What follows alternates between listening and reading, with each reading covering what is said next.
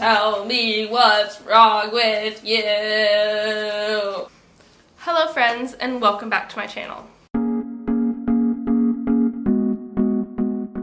My name is Emma, and today we're going to talk about Calatheas. Calatheas. Calatheas? Let me look. So the internet is in disagreement on how you pronounce this, but I always read it as Calathea, so that's how I'm going to talk about it in this video. Do you ever feel like your Calathea is just suffering and you don't know why? I feel like that sometimes too. I've got two that I still haven't figured out, but this guy is healthy. So I'm going to tell you my tips and tricks on how to take care of your Calathea the way I take care of this one so he is lush and beautiful. So before we get started, I just wanted to say if you like this video and want to see more, please give me a thumbs up down below and put in the comments what other plants you'd like me to talk about next, and subscribe for more. Also, I have an Instagram, it's @goodgrowing, if you want to give me a follow and see pictures of my beautiful plants every day.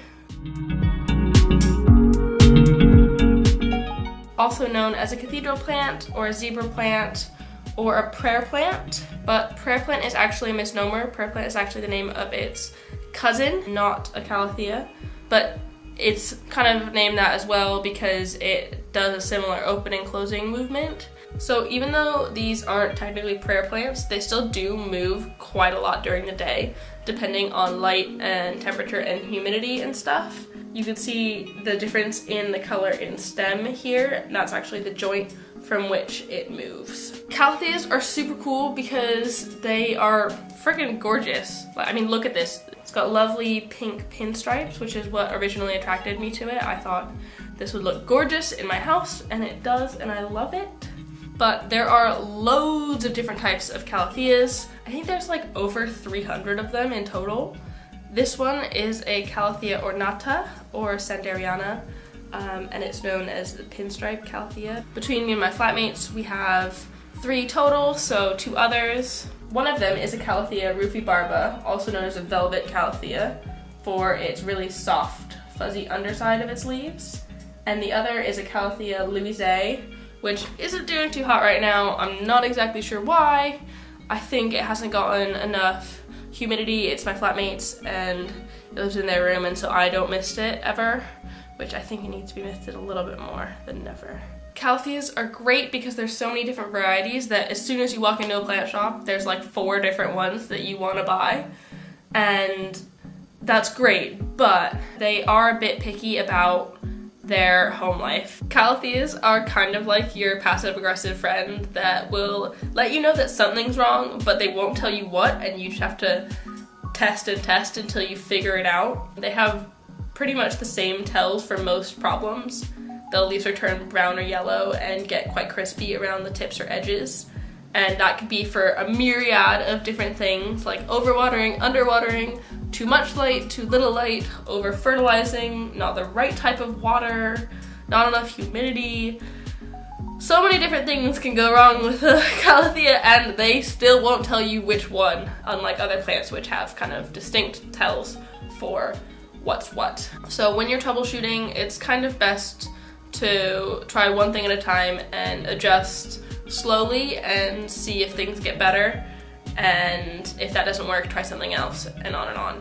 That's why it's not one of the easiest plants to take care of, but once you find the sweet spot, they will love you and keep growing and be amazing. Right, let's get started. When it comes to watering, Calatheas like it wet, but not soggy. Definitely not soggy. So you want to make sure that when you're watering, you let it drain all the way through and don't let it sit in water at the bottom, because that will lead to root rot and cause the Calatheas to die pretty quickly. I find that the best way to water it is little and often in the spring and summer months when it is a bit warmer and drier, and then less often in the winter and autumn because it's doesn't need it as much. I find it's best to water when about the top inch or 2.5 centimeters of soil is dry. You can test that by either sticking your finger in, or I personally have a water meter that tells me how wet it is down there because it's easier for me. So when my water meter goes into the dry zone instead of moist or wet, I give this guy a little bit of water. Got him in his nursery pot to help with good drainage. You want to make sure your pot definitely has holes at the bottom like this, otherwise your Calathea could get really unhappy really quickly. Also, sometimes Calatheas can be picky about the type of water that you're giving them. I find that this guy prefers water from the tap that has been sitting out for a day or two in order for the chemicals to kind of evaporate off. But if you have distilled water, that works too, but usually not direct from the tap because that's a little bit too intense for them. When it comes to light, they really like bright indirect light all day long, so like good 8 hours of that is ideal. I personally have mine about 9 feet or 3 meters or so away from my northeast window in my bedroom, and this guy seems to really like that. Absolutely no direct sunlight because that will burn the leaves and make them dry and crispy, and we don't want that. When it comes to temperature, Calatheas are not super duper picky, but they do prefer it warmer. Their ideal is 65 to 80 degrees Fahrenheit or 18 to 27 degrees Celsius. But like I said, they do prefer it to be warmer rather than cooler. As long as they're not in too cold of a place, it shouldn't be a problem. This guy was fine all winter, actually. In London, which was quite cold, I think it probably in my house got down to like 12 or so. He might not have been happy, but he was doing fine, and he's still living today, and it's spring now, so he's just put out this beautiful new leaf. You can see because it's a little bit lighter green, and it's the biggest one so far, so I'm not complaining. So I think that aside from water, humidity is probably the most important thing when it comes to Calathea care. They like it really high humidity because they come from a tropical place originally, and so they're used to that and that's what they prefer. I'm talking like over 50%, which is more than your average home. So there's a couple ways you can give them the humidity they need. You can get a humidifier, you can put them on a pebble tray, or my personal favorite, you can give them a mist like every day, twice a day, 3 times a day if you're feeling generous. And you just want to give them a good thorough mist all over with clean water. Distilled or left out water is ideal. They'll like it, they'll thrive. I mist this guy probably every morning. I try and do it, and sometimes in the afternoons if I remember as well. They definitely need it more in the spring and summer than in the winter. Also, you want to make sure that you don't put them in a place near an air conditioning or heating vent because that puts out really dry air that they don't like. So keep them away from those.